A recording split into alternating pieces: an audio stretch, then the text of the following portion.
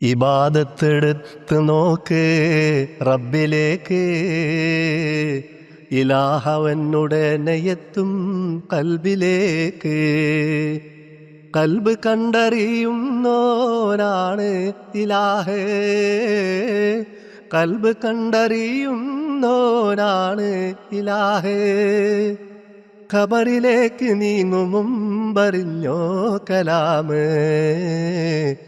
മാപ്പിളപ്പാട്ട് ഇത്രയും നാള് ഇങ്ങനെ ചുറുചുറുക്കോടെ നിൽക്കാൻ കഴിഞ്ഞത് എങ്ങനെയെന്നൊരു ചോദ്യം എല്ലാവരും ചോദിക്കാറുണ്ട്. നമ്മള് പാടുന്ന പാട്ടിനോട് ആത്മാർത്ഥത പുലർത്തുക. നമുക്കൊരു റെക്കോർഡിങ്ങിന് ഒരു പുതിയ പാട്ട് കിടക്കും.